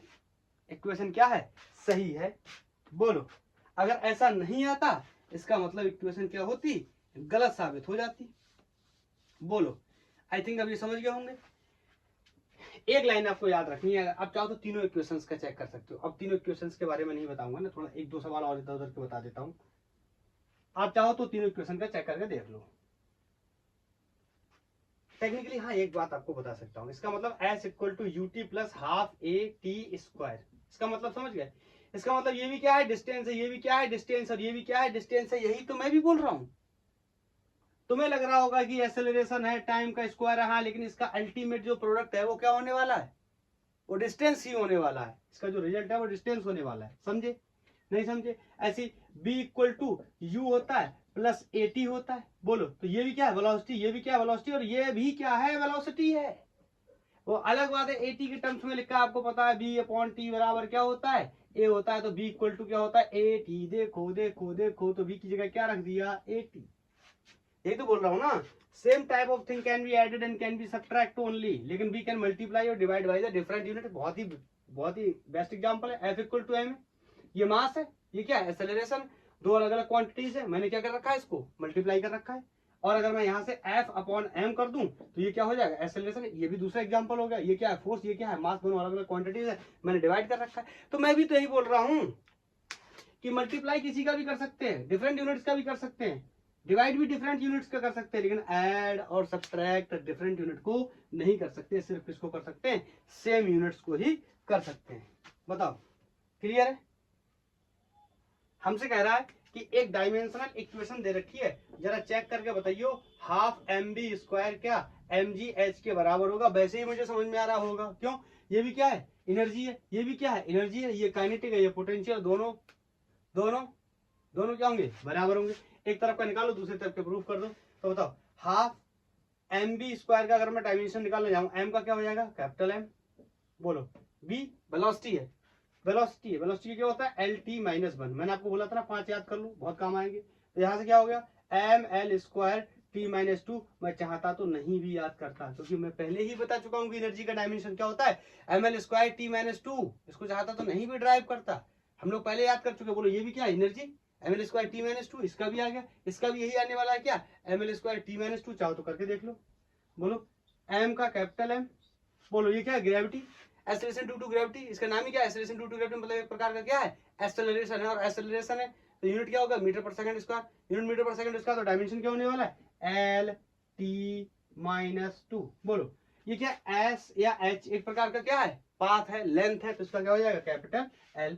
बोलो तो क्लियर है ml² T-2 ये किसका यूनिट होता है एनर्जी का। दोनों क्या है बराबर। इसका मतलब ये बात क्या लिखी हुई है, सही लिखी हुई है। बोलो बोलो बोलो क्लियर, मजा आ रहा है। बोलो एक इक्वेशन मुझे और दे रखी है और बताता है, चेक करके कह रहा है, चेक करके देखिए जरा सही है कि नहीं है। क्या इक्वेशन है, इक्वेशन है हमसे कह रहा है कि हाफ Fs मतलब फोर्स इनटू डिस्प्लेसमेंट का प्रोडक्ट जो है ये यहाँ इधर नहीं, will be equal to half mv² b² minus half m u²। बोलो एफ क्या है, फोर्स है, एस क्या है, डिस्प्लेसमेंट है या डिस्टेंस है, बी क्या है, वेलोसिटी है। ये मेंशन करके देना पड़ेगा, नहीं तो कई बार कंफ्यूजन हो सकती है। एफ क्या है, फोर्स है, एस क्या है, डिस्टेंस या डिस्प्लेसमेंट है, मतलब टाइप ऑफ लेंथ है, पाथ है, बी क्या है, वेलोसिटी है, वेलोसिटी है या स्पीड है, यू भी क्या है, वेलोसिटी या स्पीड।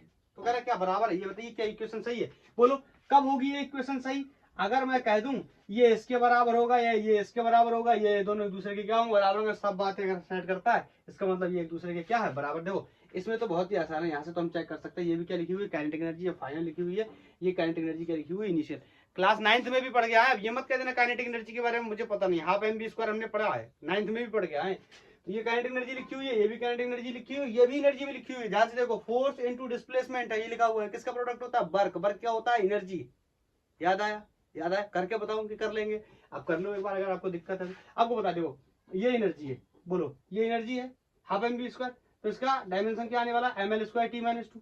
बोलो ये भी एनर्जी है, इसका डायमेंशन भी क्या आने वाला है, M L square T minus two. मैंने बोला ना 5 याद कर लो, काम बन जाएगा। ये क्या है, इसका करके देख लो एक बार, वैसे तो आने वाला तो इसका भी यही है, आपको ये पहले से पता है, ये भी क्या है, एनर्जी है। तो फोर्स कर लिया M L T minus two, displacement हो गया क्या, एल, तो इसको यहाँ रख देंगे तो फिर से क्या हो जाएगा, M L square T minus two. इसका मतलब ये इक्वेशन भी क्या होने वाली है, सही होने वाली है। बोलो बोलो, एक इक्वेशन, एक क्वेश्चन और है, नेक्स्ट क्वेश्चन है, समझ आ रहा है ना, क्लियर है ना, बिल्कुल कोई डाउट तो नहीं है। Next is tau equal to I alpha. कहता check the correctness of the relation torque equal to I alpha, where torque, ये क्या है, टॉर्क है, ये टॉर्क है, ठीक है, और आई मोमेंट ऑफ इनर्शिया है, मोमेंट ऑफ इनर्शिया, ठीक है। अल्फा क्या है, एंगुलर, एंगुलर एक्सेलरेशन है, एंगुलर एक्सेलरेशन है, ठीक है, क्लियर है, एंगुलर एक्सेलरेशन है। तो कैसे निकालेंगे, क्या करेंगे बताओ। ये जो टॉर्क है इसका डायमेंशन अगर किसके बराबर आ जाए, ये जो टॉर्क है इसका डायमेंशन किसके बराबर आ जाए, आई अल्फा के बराबर, तो पहले टॉर्क का निकाल लेते हैं। टॉर्क हम पहले से भी निकाल चुके हैं, हमें पता है टॉर्क क्या होता है, आर इंटू एफ होता है, परपेंडिकुलर डिस्टेंस इंटू फोर्स होता है। फोर्स क्या होता है, M L T minus two, ये क्या डिस्टेंस मतलब एल, तो इसका भी डायमेंशन किसके बराबर हो गया, एनर्जी के बराबर ही हो गया, M L square T minus two. हम पहले भी ड्राइव कर चुके हैं, आप चाहो तो लेक्चर को शुरू करके फिर से देख लो, ठीक है। आई का भी हम ड्राइव कर चुके थे, ये क्या था, मोमेंट ऑफ इनर्शिया, याद आया, मैंने ऐसे बताया था, I equal to m r square, और यहां से निकाला था एम का मतलब कैपिटल एम, आर का मतलब एल स्क्वायर, तो इसका कितना आया था, एम एल स्क्वायर। बोलो क्लियर है। ये एंगुलर एक्सेलरेशन है, एंगुलर एक्सेलरेशन, इसका अगर आपको नहीं पता है तो थोड़ा सा मैं इसके बारे में बता दे रहा हूं।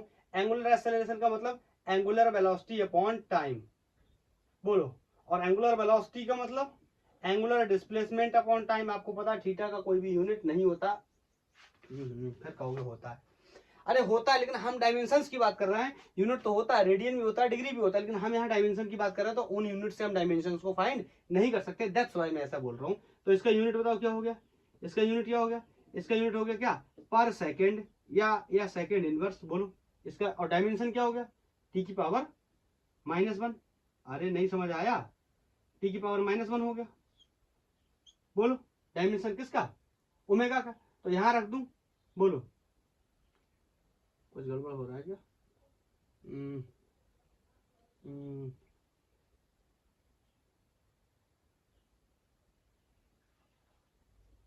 ठीक है, ठीक है, बिल्कुल ठीक है, कोई दिक्कत नहीं है। हाँ अब यहाँ रख देंगे, अगर ओमेगा का कितना हो गया, मैंने अभी भी निकाला, टी टू दी पावर -1, और बोलो एक टी नीचे है, ये बटे वाला टी, इसका भी पलट के ऊपर जाएगा, तो कितना हो जाएगा, टी टू दी पावर -2, किसका हो गया, अल्फा का। तो अल्फा का भी पता चल गया, यहाँ लिख दे रहा हूँ, अल्फा का कितना होगा, टी टू दी पावर -2। अब देखो ये सब हटा दे रहा हूँ, और बहुत ही आसान है हमारे लिए, हमने इसका निकाल लिया, इसका निकाला अभी अभी हमने कितना, एम एल स्क्वायर टी -2, तो इन दोनों का अगर एम एल स्क्वायर टी -2 के बराबर आता तो सही है, आई का कितना है, एम एल स्क्वायर, और इसका भी निकाला था कितना है, टी स्क्वायर। बोलो यही किसका डायमेंशन है, टॉर्क का डायमेंशन है। बोलो अब ये मतलब एनर्जी का है, एनर्जी का है वो अलग बात है, लेकिन हम यहाँ प्रूफ किसके बराबर कर रहे हैं, टॉर्क के बराबर कर रहे हैं। इसका मतलब ये इक्वेशन क्या है, सही लिखी हुई है। अरे बोलो यार, समझ पा रहे हो कि नहीं, बोलो। Next one is lambda equal to H upon M B. क्या ये सही है या गलत है, क्या ये सही है या गलत है। लैम्डा वेवलेंथ होता है, बोलो। एच क्या है, प्लैंक कांस्टेंट, आपको पहले से पता है, यहाँ हटा रहा हूँ साइड में ही लिखता चला जाएगा। एच क्या है, एच क्या है, प्लैंक कांस्टेंट, बोलो। और लैम्डा क्या है, वेव लेंथ। कुछ भी हो, वेव की लंबाई है, वेव की लंबाई हो, किसी की लंबाई हो, हमें कोई फर्क नहीं पड़ता, वेव लेंथ है, तो इसका मतलब डायमेंशन क्या होने वाला है, कैपिटल एल। बोलो अरे किसी की भी लंबाई हो, हमें लंबाई से कोई फर्क नहीं पड़ता। बोलो अगर h अपॉन एम बी का जो रेशियो है वो अगर इसके बराबर आ गया, किसके, इसका तो हमें पता चल चुका, किसके, एल के बराबर आ गया, तो हमारा काम हो जाएगा। बस h का निकालना है। h का मैंने आपको लेक्चर शुरू किया था तभी निकलवाया था, बताओ। इक्वल टू एच न्यू से निकलवाया था, याद है। तो h बराबर क्या आया था, E अपॉन न्यू। और E क्या है, एनर्जी, इसका आपको पता ही है, ml square T minus two. और न्यू फ्रीक्वेंसी अभी भी निकाला था, पहले भी निकाला था, फ्रीक्वेंसी का क्या होता है, T to the power minus one. तो यहाँ पे कितना हो जाएगा, T to the power minus one. एक पावर से एक पावर क्या होगा, चला जाएगा। तो यहाँ से जो h है ये कितना होगा, M L square T minus, sorry M L T minus, not sorry, सही है, ये M L square T minus two one होगा। तो ये हो गया M L square T minus one. बोलो और ये क्या है, एम मास है, तो क्या हो जाएगा, एम, ये इससे उड़ गया, एल टी माइनस वन, ये क्या हो गया, वेलोसिटी है, तो क्या होता है, एल टी माइनस वन। तो टी माइनस वन से टी माइनस वन हो गया, एल से एल हो गया। बताओ कितना बचा, एल। इसका मतलब सही है, एल बराबर एल है। बोलो बोलो। Next one is escape velocity का, मुझसे कह रहा है, ये इक्वेशन दे रखा है, ये सब आपको पढ़ने को मिलेगा, धीरे धीरे सब कहीं ना कहीं आएगा। ये जो है इसके वेलोसिटी, ये आपको ग्रेविटेशन के अंदर देखने को मिलेगा। और हमसे कह रहा है कि चेक करके बताइए क्या 2gm अपॉन आर के बराबर होगा। इसको हम इसके वेलोसिटी के नाम से जानते हैं, ठीक है, इसके वेलोसिटी के नाम से जानते हैं। तो आपको पता है कोई सी वेलोसिटी हो, अगर ये वेलोसिटी है, इसका मतलब इसका डायमेंशन क्या होने वाला है, एल टी माइनस वन होने वाला है। बोलो अगर ये पूरी वैल्यू का dimension L T minus one के बराबर आ जाए तो हमारा काम हो जाएगा। एम का हमें पता ही है, आर का हमें लिखने की जरूरत नहीं। यूनिवर्सल ग्रेविटेशनल कांस्टेंट की वैल्यू को हमें हो सकता है निकालना पड़े, वैसे तो मैं इसका तीसरी बार निकालने जा रहा हूँ, फिर भी मैं आपको बता दे रहा हूँ। जी इक्वल टू क्या हो जाएगा, F R square upon M one M two. याद आया, बार बार निकाल चुका हूँ, पीछे पीछे भी देख सकते हो। तो ये क्या हो गया, M L T minus two. बोलो फोर्स है M L T minus two, L इसमें ऐड हो गया तो कितना हो गया, M L cube T minus two. और एम दो है तो एक एम से एम मर गया, तो कितना बचा, एक एम ऊपर जाके, तो M to the power minus one L cube T to the power minus two. ये किसका हो गया, ग्रेविटेशनल कांस्टेंट का हो गया। तो इसको ले लेता हूँ, बताओ, इसको ले लेता हूँ, अगर इतना आता है इसके बराबर प्रूफ कर देता हूँ तो ठीक है। तो ये टू आपको पता कांस्टेंट नंबर है, इसका कोई भी डायमेंशन होने वाला नहीं, तो इसको हटा देता हूँ। इसका हो गया M to the power minus one, थोड़ा सा बड़ा कर लेता हूँ ताकि आपको दिखाई दे अच्छे से। तो ये हो गया M to the power minus one, l to the power three और t to the power minus two. ये किसका हो गया, कैपिटल जी का। ये क्या है, एम, ठीक है, ये क्या है, आर, आर का मतलब एल। बोलो ये एम से ये एम मर गया। बोलो एक एल से क्या मर गया, एक एल मर गया, यहाँ कितना बचा, एल स्क्वायर। बोलो ठीक है। अब कुछ लोग कह रहे गलत आ गया, ये तो एल स्क्वायर, अरे रूट भी तो लगा है, रूट के बाहर निकालूंगा तो पावर कितनी हो जाएगी, इसकी आधी हो जाएगी, टू है तो वन हो जाएगी, या माइनस टू है तो माइनस वन हो जाएगी। बोलो फिर से प्रूफ हो गया, ये इसके बराबर है, इसका मतलब इक्वेशन क्या है, सही, करेक्टनेस ही तो चेक कर रहे हैं ना। बोलो इक्वेशन क्या है, सही है। ऐसे ही एक दो इक्वेशंस को और देख लेते हैं, दो तीन चीजों को, जैसे E equal to M C square. C square सबको पता है स्पीड ऑफ लाइट होती है, एम पता है सबको पता है क्या होता है, मास होता है। तो इसका कितना हो जाएगा, एल टी माइनस वन, और उसका क्या हो जाएगा, उसका क्या हो जाएगा, स्क्वायर। बोलो ये क्या है, एम। अब कहोगे इसके बराबर नहीं लिख रहे, हमें पता एनर्जी है, M L square T minus two होगा बस। अब इसको इसके बराबर प्रूफ कर दे रहे हैं इस बार, इसका तो हमें पता ही है, M L square T minus two होने वाला है, ठीक है। तो यहाँ पर देखो इसका करेंगे तो एम, अंदर आगे स्क्वायर करेंगे तो L square T minus two, ये किसके बराबर आ गया, एनर्जी के बराबर, जो कि रिलेशन क्या है, सही है। हमें करेक्टनेस ही तो चेक करनी है कि करेक्ट है या नहीं है। Next one is T equal to 2 pi under root L upon G. T है, टाइम पीरियड है, ये सिंपल पेंडुलम का टाइम पीरियड है। तो टाइम पीरियड का जो डायमेंशन है वो क्या हो जाएगा, कैपिटल टी।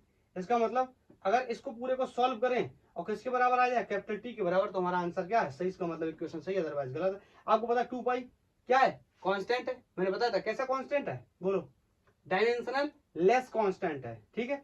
तो इसकी वैल्यू तो कुछ होने वाली है नहीं डायमेंशंस के तौर पे।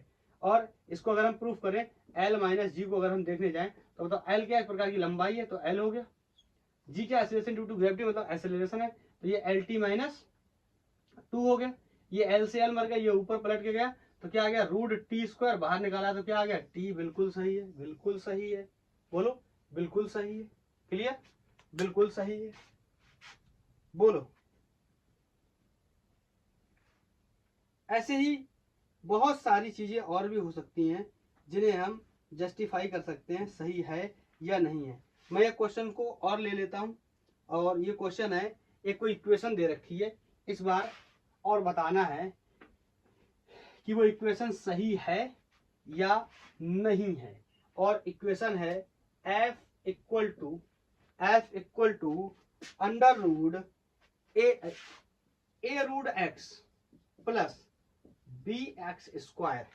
ऐसी कुछ सिचुएशन है, बी एक्स नहीं, बी टी स्क्वायर, ऐसी सिचुएशन है जहां एक्स मीटर्स में है, ठीक है। एक्स मतलब एक प्रकार का डिस्टेंस है, मैं ऐसे बोल के बता दे रहा हूँ, कौन लिखेगा। एक्स क्या है, डिस्टेंस है, टी क्या है, टाइम, एफ क्या है, फोर्स है। इसका मतलब ये जो प्रोडक्ट है ये किसके बराबर आना चाहिए, फोर्स के। और ये जो प्रोडक्ट है बी टी स्क्वायर का, ये भी किसके बराबर आना चाहिए, फोर्स के। या फिर ए रूट एक्स और बी टी स्क्वायर का डायमेंशन क्या आना चाहिए, बराबर, तभी ये सही होगा, अदरवाइज ये सही नहीं हो। और फोर्स का डायमेंशन क्या होता है, हमें पहले से ही याद है, M L T minus two, M L T minus two. अब आपको समझ रहा होगा 5 डायमेंशन से याद कराने के लिए मैंने क्यों बोला था, आपकी स्पीड बहुत तेज हो जाएगी, बोलो। और हम अगर किसी को प्रूफ कर दें तो हमारा काम हो जाएगा। इसमें ए और बी क्या दे रखे हैं, नहीं नहीं नहीं, find the dimension of a and b in equation. ओ, ये अलग तरीके का सवाल है, हमसे बोल रहा है find the dimension of A upon B, यदि एफ क्या है, फोर्स है, रूट एक्स क्या है, एक टाइप का डिस्टेंस है, और टी स्क्वायर क्या है, टाइम है। तो बताइए ए अपॉन बी का डायमेंशन क्या होने वाला है। तो ये हमारे लिए काफी आसान होने वाला है। देखो, हमें ये पता है प्रिंसिपल ऑफ होमोजेनिटी से, F equal to A X होगा। बताओ इन दोनों की डायमेंशन क्या होंगी, बराबर। इसका मतलब जो ए की डायमेंशन है वो क्या होगी, एफ अपॉन रूट एक्स की डायमेंशन के बराबर। और फोर्स की डायमेंशन होती है M L T minus two, बोलो। और ये क्या है, टाइप ऑफ डिस्टेंस है, तो इसका क्या हो गया, रूट एल, या मैं ऐसे ऐसा चाहूं तो ऐसे लिख दूं, इसकी पावर कितनी हो गई, हाफ। अब ध्यान से सुनना, इसकी पावर हाफ है, इसकी पावर वन है, ये ऊपर जाएगा माइनस हाफ हो जाएगा, ये कैसा होगा, प्लस वन। तो प्लस वन में से माइनस हाफ जाएगा तो कैसा बचेगा, प्लस का हाफ। इसका मतलब m l to the power plus half और t to the power minus two. क्या बात समझ में आई या नहीं आई। ये वन था, नीचे हाफ है, ये पलट के ऊपर जाएगा तो हाफ माइनस का हो जाएगा, वन में से जाएगा, वन में से माइनस हाफ हटेगा तो कैसा बचेगा, प्लस का हाफ, ठीक है।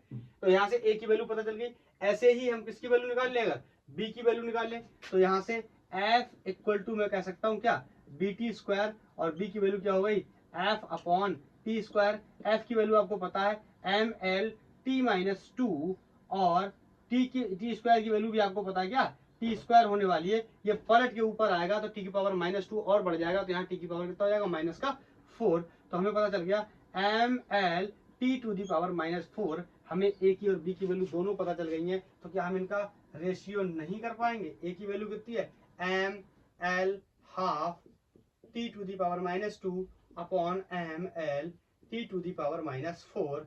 अब यहाँ से जो कटते ही देखेंगे उन्हें काट देंगे, इससे ये कट जाएगा, बोलो, इससे ये कट जाएगा। ये पावर हाफ है, ये पावर वन है, ये T to the power minus 4 है, एक T to the power minus 2 है। तो बताओ कितना बचेगा, बोलो,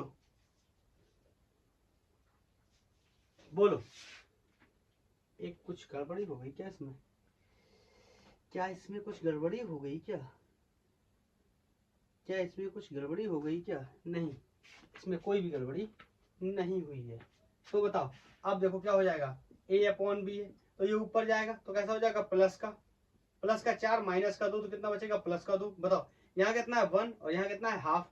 अब की बार ऊपर जाएगा तो 1 कैसा हो जाएगा, माइनस का, और हाफ कैसा हो जाएगा, प्लस का। तो 1 में से हाफ जाएगा, कितना बचेगा, हाफ। माइनस का 1 हो जाएगा तो हाफ भी किसका बचने वाला है, माइनस का हाफ। ये हो गया a अपॉन बी का क्या, डायमेंशन। आई थिंक क्लियर है, बोलो। आई थिंक क्लियर है, बोलो। क्लियर है, कोई डाउट होना नहीं चाहिए। बताओ, एक दो सवाल और ऐड कर लेते हैं, फिर इसकी कहानी खत्म हो जाएगी। बोलो, एक दो क्वेश्चंस और ऐड कर लेते हैं, फिर इसकी कहानी खत्म हो जाएगी। बोलो, क्लियर। अगर नेक्स्ट क्वेश्चन है, नेक्स्ट क्वेश्चन में हमसे बोल रहा है, कोई इक्वेशन दे रहा है, उससे हमसे कुछ पता करके बताने के लिए बोल रहा है। क्या कह रहा है, सुनते हैं उसकी बात को। हमसे कह रहा है कि अगर P equal to B minus A upon A T है, ए स्क्वायर है, ये P equal to B minus A square upon A T है, और हमें इसमें कुछ चीजों के बारे में बता रहा है। कह रहा है जो P है ये पावर है, ठीक है, और हमसे कह रहा है जो x है ये डिस्टेंस है। x क्या है, डिस्टेंस है, और t क्या है, टाइम है, ठीक है। ये बातें सब हमसे कह रहा है। उसके बाद कह रहा है find a relation, find a cross b।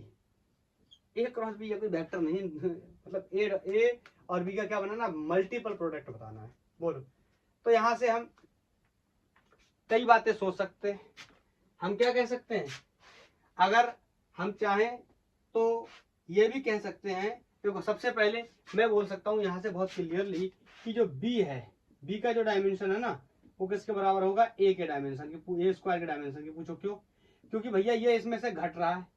अगर सेम डायमेंशन है तभी घटेगा, अदरवाइज नहीं घटेगा। बोलो, बोलो हाँ या ना, बोलो हाँ या ना। और इस इक्वेशन को मैं दो तरीके से लिख सकता हूं, ऐसे भी लिख सकता हूं, b अपॉन ए टी, ये तो सबको ही पता होगा, minus A square upon A T. तो इससे मैं ये भी कह सकता हूं कि p equal to B upon A T है। बोलो, इस बात में भी कोई दिक्कत नहीं। हाँ, p equal to A square upon A T है, इसमें भी कोई दिक्कत नहीं है।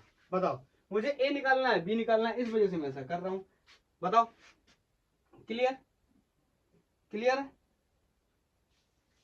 तो अगर a का डायमेंशन मुझे निकालना हो तो मैं कैसे निकालूंगा, बोलो। और यहां से ये तो पता चल गया ना, एक कुछ ना कुछ फिर से कुछ गड़बड़ हुआ है। Sorry sorry, this is not a square, this is x square. तो फिर और ही आसान हो गया। तो बताओ, ये एक्स स्क्वायर है, तो इसका मतलब यहाँ से क्लियर हो गया कि जो बी का डायमेंशन है वो क्या है, एल स्क्वायर। बी का पता चल गया, ए का निकालना है, तो ए का यहाँ से निकल आएगा। बताओ, तो ये क्या है, पावर। पावर का आपको पता है, पावर क्या होता है, रेट ऑफ वर्क। चलो एक बार बता देता हूँ, डब्ल्यू अपॉन टी, और वर्क क्या, एक प्रकार की एनर्जी, तो M L square T minus two, T एक पलट के और ऊपर गया टी माइनस थ्री। अरे अब तो सुपर फास्ट हो गए तुम भी, M L square T minus three. बोलो, पावर का हो गया। बी का पहले से निकाल चुके, ए का निकालना है। ये हो गया बी, और बी की वैल्यू कितनी है, एल स्क्वायर। बोलो, और ये कितना हो गया, ये कितना हो गया ए, और ये कितना होता है, कैपिटल टी। ठीक है, अब ध्यान से देखो, इसको जब इधर मल्टीप्लाई करोगे तो ये T to the power three में से एक कम हो जाएगा, T to the power two रह जाएगा, और ये एल स्क्वायर से एल स्क्वायर एलिमिनेट हो जाएगा, और ये पलट के उल्टा हो जाएगा। मतलब नहीं समझे, पलट के उल्टा होने का मतलब जो पावर प्लस की वो माइनस की हो जाएगी, जो माइनस की वो प्लस की हो जाएगी। मतलब यहाँ कितना बचा, माइनस का टू, वो कितना हो जाएगा, प्लस का टू, और यहाँ कितना है, प्लस का वन, तो ये कितना हो जाएगा, माइनस का वन। इसका मतलब a equal to m minus one और टी प्लस टू। ये हो गया, ए की वैल्यू आ गई। हमसे कह रहा है ए इंटू बी बताओ, तो गुणा करना है, सिर्फ ए क्रॉस बी करना है, ए क्रॉस बी करना है, गुणा करना है। तो ये हो गया M to the power minus one, यहाँ एल स्क्वायर और टी स्क्वायर। ये हो गया उसका क्या, डायमेंशन। मैं चेक कर लेता हूँ, मैं चेक कर लेता हूँ, यस बिल्कुल ठीक है। तो ये हमारा क्या हो गया, ए क्रॉस बी या ए वेक्टर, वेक्टर निकल जाता है बार बार, अभी भी वेक्टर पढ़ाया हुआ है ना इसलिए। तो ये ए और बी का क्या मिल गया हमें, मल्टीपल प्रोडक्ट की वैल्यू भी मिल गई हमें। बोलो नेक्स्ट क्वेश्चन, एक दो क्वेश्चन और ऐड कर लेते हैं, अच्छे अच्छे सवाल हैं, आपको बहुत अलग अलग वैरायटीज में देखने को मिलेंगे। ठीक है, हमसे कह रहा है नेक्स्ट इक्वेशन में, आपने van der Waal gas equation के बारे में सुना, नहीं सुना है तो कोई बात नहीं, यहां से मैं लिख देता हूं P plus a upon b square, बोलो इज इक्वल नहीं है अभी तो, ये B minus b equal to r t. जिन लोग को नहीं पता है उन लोग को मैं बता दूं, ये गैस इक्वेशन होता है, इसे van der Waal gas equations के नाम से जानते हैं। हमसे कह रहा है कि ए और बी का डायमेंशन बताओ, और बाकी जो वैल्यूज हैं इनके बारे में देख लेते हैं क्या कह रहा है। ए और बी के बारे में बताओ कि इनका डायमेंशन क्या होने वाला है, और जिसे नहीं पता उन्हें बता दे रहा हूं, पी क्या है, प्रेशर है। देखो गैस की बात चल रही है तो यहाँ पावर तो आ नहीं सकता है, ठीक है ना, तो गैस का क्या है, प्रेशर है। और यहाँ पे जो बी है ना, ये क्या है, ये क्या है, वॉल्यूम है, गैस के क्या है, वॉल्यूम है। ठीक है, तो अब निकालना आई थिंक हमारे लिए काफी आसान होगा। इसमें एक चीज तो पहले से ही हमें दिख रही है कि b माइनस बी है, बोलो इसका मतलब मैं कह सकता हूं कि b किसके बराबर होगा, डायमेंशन ऑफ b के बराबर होगा, क्योंकि ये दोनों एक दूसरे के क्या है, बोलो बोलो बोलो बराबर। तो b की वैल्यू किसके बराबर हो जाएगी, डायमेंशन ऑफ b क्या है, अरे b क्या है, वॉल्यूम, वॉल्यूम का मतलब लंबाई गुणा चौड़ाई गुणा, बोलो लंबाई गुणा चौड़ाई गुणा ऊंचाई, मतलब क्या हो गया, L क्यूब हो गया। बताओ क्लियर, बोलो क्लियर। और यहां से एक चीज और भी देख सकते हैं कि P plus a upon b square, तो बताओ ये दोनों, इन दोनों का भी एक दूसरे के क्या हो जाएगा, बराबर। इसका मतलब P क्या हो जाएगा, ए अपॉन बी। अब ये इधर लगेगा, माइनस मत कर देना, प्रिंसिपल ऑफ होमोजेनिटी के हिसाब से हम अगर जुड़े हैं तो इन दोनों के डायमेंशंस क्या होंगे, बराबर होंगे। यहां से ए का निकालना है तो ए का कितना हो जाएगा, P इंटू बी स्क्वायर। बोलो P क्या है, प्रेशर, प्रेशर क्या होता है, प्रेशर क्या होता है, force per unit area, force क्या होता है MLT माइनस 2, और ये क्या हो जाएगा L स्क्वायर, तो एक L से L कट जाएगा, L ऊपर जाएगा तो कितना हो जाएगा ML माइनस 1 T माइनस 2, ये क्या हो गया, प्रेशर। ये हो गया ML माइनस 1 T माइनस 2, और वॉल्यूम का क्या होता है L क्यूब। बोलो ये 3 है, प्लस का ये पावर माइनस 1 है, इससे जाएगा तो कितना बचेगा ML स्क्वायर, बोलो T माइनस 2। तो ये हो गई ए की वैल्यू, ये हो गई बी की वैल्यू। यही तो क्वेश्चन में हमसे पूछ रहा था कि ए की वैल्यू क्या होगी और बी की वैल्यू क्या होगी। बोलो अगर आप समझ पाए हैं तो इतना ही रखेंगे, वैसे इसमें एक दो सवाल और करा सकते हैं, अगर आप इतने क्वेश्चन जो मैंने करा अगर आप वैरायटी समझ गए तो इतना इनफ है। या बताइए तो एक दो और करा दूं। एक्चुअली मुझे थोड़ा सा काम है, कहीं जाना है, तो इस वजह से मैं सोच रहा हूँ कि अब चलो अच्छा एक और बता देता हूँ, that is mu equal to, ये स्पीकर बज रहा है ना, इस वजह से मैं बंद करने की सोच रहा था। अब चलिए इस क्लास को यहीं पर एंड करते हैं। मैं आपको ये जो क्वेश्चन बताने वाला हूँ ये नेक्स्ट वीडियो में ऐड कर दूंगा, उसके साथ बता दूंगा। ओके, तो आज के लिए इतना ही, थैंक यू, धन्यवाद। अगर आपका कोई सजेशन हो तो आप बता सकते हैं।